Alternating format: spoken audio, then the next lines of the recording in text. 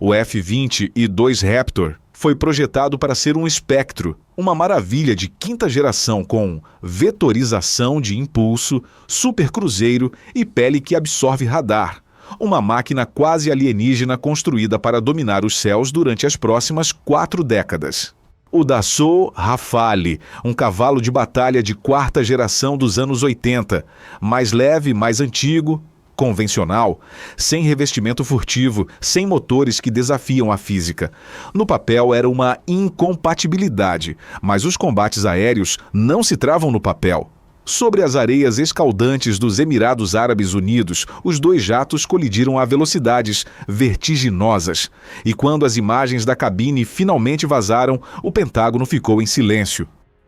O nascimento do Rafale. No final dos anos 70, quando as tensões da Guerra Fria ferviam e o custo dos programas de caça avançados aumentava, 5 potências europeias, França, Alemanha, Reino Unido, Itália e Espanha, uniram forças sob o projeto Future European Fighter Aircraft. O objetivo era construir um caça de superioridade aérea de próxima geração. A aliança desmoronou-se quase desde o início. As 5 nações parceiras descobriram que partilhavam uma geografia comum, mas pouco mais em termos de filosofia de defesa. Cada país chegou com os seus próprios objetivos militares, indústrias de defesa e prioridades estratégicas. A Grã-Bretanha, com um olho na defesa do espaço aéreo sobre o Mar do Norte e além, pressionava por um interceptor de longo alcance otimizado para velocidade e capacidades de radar. A Alemanha, operando sob a doutrina da Europa Central da NATO, precisava de uma aeronave multifunções de menor alcance que pudesse também servir como plataforma de ataque terrestre. Espanha e Itália, tendo menos poder político no grupo, estavam principalmente preocupadas em manter os custos sob controle. Precisavam de um caça que pudesse lidar tanto com a defesa nacional como com as missões da NATO sem falir os seus orçamentos de defesa. A França, entretanto, procurava uma plataforma verdadeiramente multifunções, rápida, ágil e independente das cadeias de abastecimento da NATO. Um dos seus principais requisitos era que o caça deveria ser capaz de voar tanto de bases terrestres como do convés do porta-aviões Charles de Gaulle. Isso significava especificações estruturais e sistemas de controle de voo que os outros parceiros nem precisavam nem queriam. O resultado foi um impasse político e de engenharia. Discussões explodiram sobre praticamente tudo: motores, configurações de radar, design da cabine, armas, até mesmo como lidar com a manutenção. Até 1985, após anos de arrastar as coisas e desacordos constantes, não. Parecia haver consenso à vista. Em vez de se contentar com uma plataforma diluída moldada por comitê, Paris retirou-se completamente do projeto. A Dassault Aviation, o principal fabricante de aviões do país, foi encarregada de prosseguir sozinha.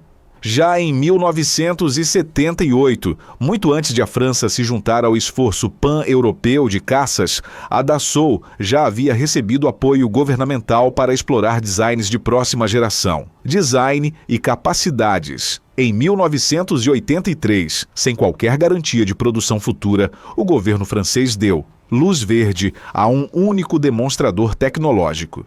Destinava-se a ser uma prova de conceito voadora.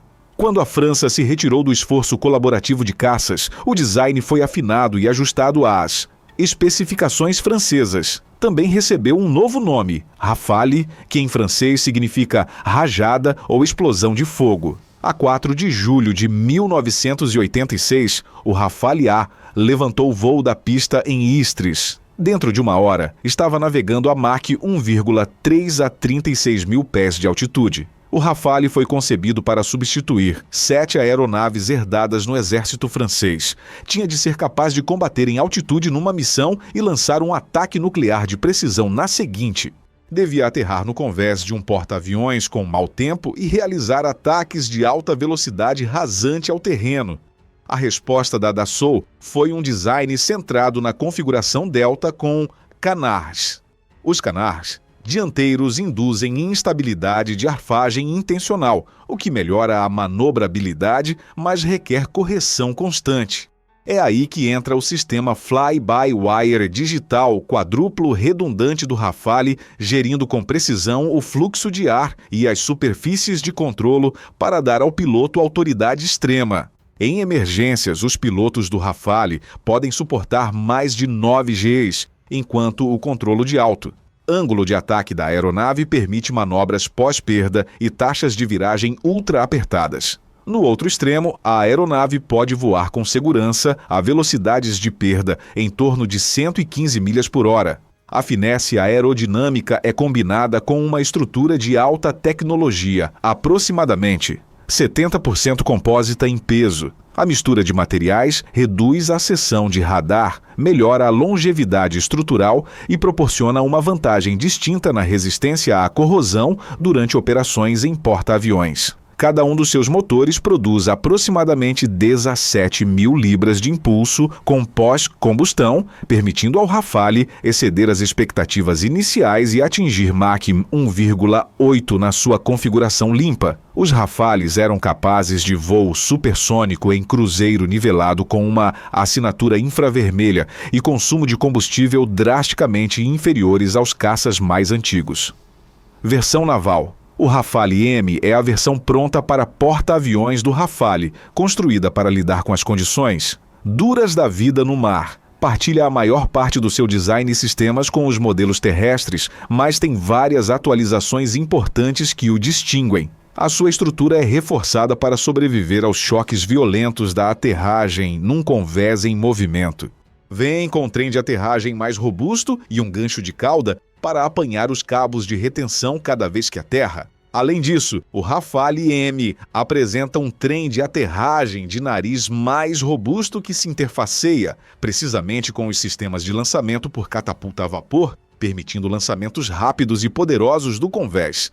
Esse modelo destaca-se como o único caça europeu totalmente autorizado para serviço em porta-aviões. Pode voar até 50 mil pés e atingir alvos a mais de 1.800 quilômetros de distância, quando lançado do convés de um porta-aviões. Os primeiros Rafale M foram entregues à aviação naval francesa em dezembro de 2000, marcando o início da frota embarcada de caças multifunções da França. Tecnologia avançada no combate aéreo moderno. O domínio pertence àqueles que podem ver sem serem vistos. Com isto em mente, no centro da capacidade de combate a longo alcance do Rafale está o RBE-2A, um radar de matriz de varrimento eletrônico ativo desenvolvido pela Thales. Ao contrário dos sistemas antigos de varrimento mecânico, o RBE-2 utiliza centenas de módulos, transmissores receptores estacionários para direcionar eletronicamente os feixes de radar. Isto permite-lhe varrer setores amplos, rastrear até 40 alvos aéreos simultaneamente, priorizar ameaças e guiar múltiplos mísseis em voo, tudo isto permanecendo resistente a interferências e ágil sob ataque eletrônico. A sua agilidade de feixe permite-lhe intercalar modos, conduzindo operações ar-terra e mapeamento de terreno numa única varredura. Esse tipo de multitarefa revelou-se útil durante missões de alta pressão, como as missões de policiamento aéreo da NATO no Báltico ou as operações da França sobre a Síria. Montado à frente da cabine está o OSF, um sistema de sensores passivos que inclui um sistema de busca e rastreamento por infravermelhos, bem como uma câmara visual de alta resolução capaz de identificar aeronaves até 40 km sem emitir sinais detetáveis. Para aeronaves como o F-20, I-2 ou F-30 e 5, o objetivo do stealth é permanecer não detetado e atacar sem aviso. Em vez de se esconder, o Rafale deteta e perturba. No coração desta doutrina está o Spectra, um sistema interno de guerra eletrônica e, provavelmente, um dos sistemas defensivos mais sofisticados alguma vez voados num caça. Desde o momento em que os motores se acendem, o Spectra já está a detetar emissões de radar, rastreando ameaças infravermelhas, varrendo para a designação laser e preparando contramedidas. Os seus 3 sensores primários, estrategicamente incorporados na estrutura, triangulam ameaças, recebidas usando interferometria, permitindo ao sistema localizar a origem das ondas de radar. Isto significa que o piloto não só sabe que está a ser iluminado, mas sabe por quem, de onde e com que tipo de radar. Combate real. O Rafale viu combate pela primeira vez em 2002. Apenas um ano após entrar em serviço, foi enviado para o Afeganistão para apoiar as tropas francesas e da coligação durante a Operação Liberdade Duradoura. Voando de bases avançadas nos Emirados Árabes Unidos, o Rafale juntou-se a uma campanha aérea multinacional contra redutos dos talibãs e da Al-Qaeda, espalhados pelas montanhas e desertos. Equipado com o seu pod de apontamento Damocles de primeira geração e armado com bombas, guiadas a laser GBU-12, o Rafale foi encarregado de uma mistura de missões de reconhecimento e ataque de precisão. As capacidades foram postas à prova durante a Operação Chamal, a contribuição da França para a campanha da coligação contra o ISIS no Iraque e na Síria a partir de 2014. Voando da Jordânia, do Ziaú e do Charles de Gaulle, os Rafales foram encarregados de atingir alvos profundamente em território hostil. Até 2015, os céus sobre a Síria tinham se tornado alguns dos mais congestionados e eletronicamente hostis do mundo. A chegada das forças aeroespaciais russas trouxe sistemas de defesa aérea S-300 e S-400 à Latáquia, cobrindo a região com cobertura de radar e mísseis de longo alcance. Durante a Operação Protetor Unificado sobre a Líbia em 2011, o Rafale foi empurrado para a guerra de espectro completo. Descolando do Charles de Gaulle e de bases costeiras na Córcega e Sicília, os Rafales rugiram sobre Trípoli e Benghazi, em ondas coordenadas. Visaram centros de comando fortificados e locais SAM de longo alcance, armados com mísseis de cruzeiro Scalp e apoiados por inteligência em tempo real, fizeram buracos nas defesas aéreas de Gaddafi. Depois veio o Mali, Operação Serval, em 2013. Facções islamistas radicais tinham capturado cidades e ameaçavam tomar a capital. A França respondeu em horas. Os Rafales lançados de Saint-Dizier, no leste da França, reabasteceram-se no ar sobre o Mediterrâneo e novamente perto da Mauritânia, antes de mergulharem num campo de batalha a 4.000 quilômetros de distância. O confronto com o F-22. Durante anos, os Estados Unidos gabaram-se de ter os jatos de combate mais avançados do planeta. No topo da lista estava o F-22 Raptor, furtivo, rápido, cheio de tecnologia de ponta e considerado quase imbatível nos céus. Entretanto, os caças franceses eram frequentemente negligenciados, considerados de segunda categoria em relação aos gigantes americanos. Essa percepção foi posta à prova durante um exercício de treino multinacional em 2009 sobre os céus da base aérea de Al-Dhafra, nos Emirados Árabes Unidos.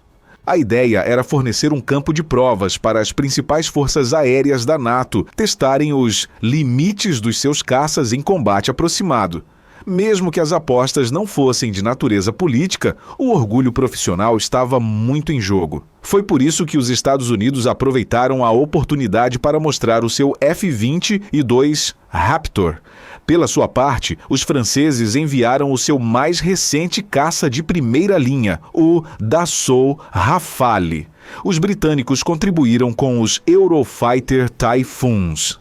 O céu estava lotado naquele novembro. Como esperado, estes exercícios foram desenhados para jogar com os pontos fortes do F-22. Além do alcance visual, era o domínio do Raptor e os combates correram como esperado. Os F-22 dominaram as primeiras rondas. No entanto, bem no coração do exercício, um combate conseguiu mudar todas as percepções.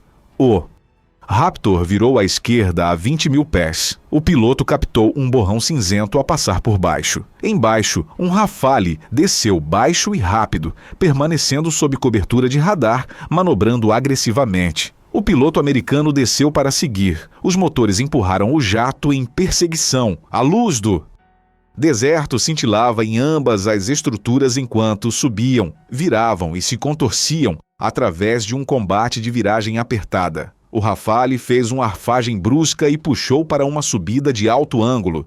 As suas asas delta e canards mantiveram o nariz estável enquanto subia. O Raptor igualou-o, fechando a distância, empurrando com força. O Raptor avançou ligeiramente e, nessa fração de tempo, o Rafale manobrou atrás do F-22. Na revisão pós-missão, os dados confirmaram que, sob as regras de combate do exercício, o Rafale havia marcado uma vitória contra o Raptor. Quando se espalhou a palavra de que um Rafale francês tinha levado a melhor contra um F-20 e 2 Raptor, a Força Aérea dos Estados Unidos apressou-se a minimizar. Os funcionários sublinharam que os Raptors permaneciam invictos. Em retaliação, a França decidiu lançar uma bomba em meados de 2010. Imagens da cabine, capturadas da câmara frontal de um Rafale. Tiradas do seu display head-up, as imagens granuladas mostravam o F-20 e 2 bloqueado diretamente na mira durante um combate aéreo no alcance visual. O piloto francês manteve o jato dentro do funil de apontamento. Num momento, o piloto puxou. 9 Gs, uma carga intensa que pode fazer com que até aviadores experientes desmaiem. No vídeo, a tensão na sua voz deixa claro que está a empurrar o seu corpo ao limite apenas para permanecer consciente. Se as armas estivessem ativas, o Raptor teria sido despedaçado. As imagens circularam rapidamente. Nos círculos de defesa e aviação, um Rafale de 4ª geração, mais antigo e por alguns considerado menos sofisticado, tinha conseguido manter-se firme contra o caça mais avançado do mundo, o jato de combate mais caro do mundo, uma potência furtiva de 250 milhões de dólares, considerado durante muito tempo invencível, foi apanhado na mira de outra aeronave. Comparação com o Typhoon. Noutra frente, o Rafale estava a enfrentar outro ícone. Tanto o Rafale como o Eurofighter Typhoon partilham uma origem, ambos emergindo das cinzas de um projeto de caça europeu outrora unificado. Depois de a França se ter retirado do programa no início dos anos 80, as nações parceiras restantes continuaram o esforço. Isto levou ao desenvolvimento do Typhoon, uma plataforma projetada principalmente para papéis de superioridade aérea e interseção. No papel, o Typhoon avança quando se trata de velocidade pura e potência do motor. Ambos os jatos partilham motores gêmeos e um design Delta Canard construído para manobrabilidade. Mas a maior relação impulso-peso do Typhoon e velocidade máxima acima de Mach 2 dão-lhe uma vantagem em interseções rápidas e combates aéreos.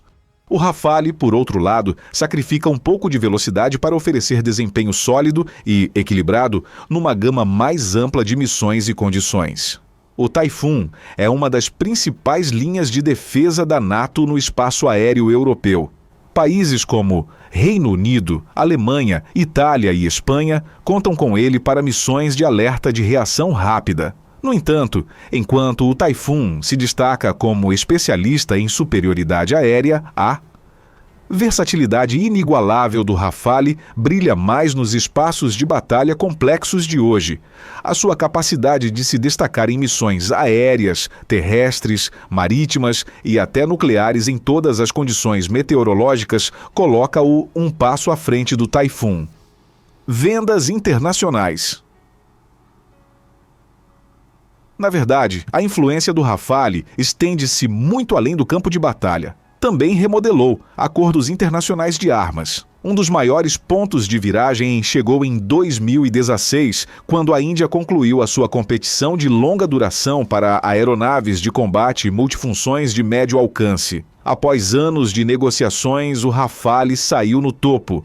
A Índia assinou um acordo para 36 jatos no valor de quase 7,9 mil milhões de euros. Entretanto, em 2021, os Emirados Árabes Unidos fizeram a maior compra de Rafale. Até agora, um acordo massivo de 16 mil milhões por 80 jatos. O Rafale também conquistou compradores no Catar, Egito, Grécia, Croácia e Indonésia, tornando-o no jato de combate mais vendido da França. O jato continua a ser atualizado, melhorando a sua inteligência artificial, defesas cibernéticas e capacidade de trabalhar sem problemas em guerra em rede.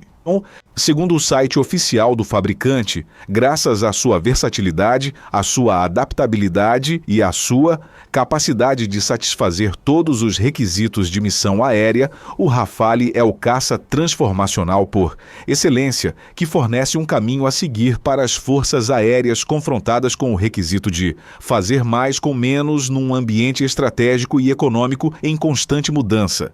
Espera-se que o Rafale permaneça na vanguarda do exército francês até aos anos 2040.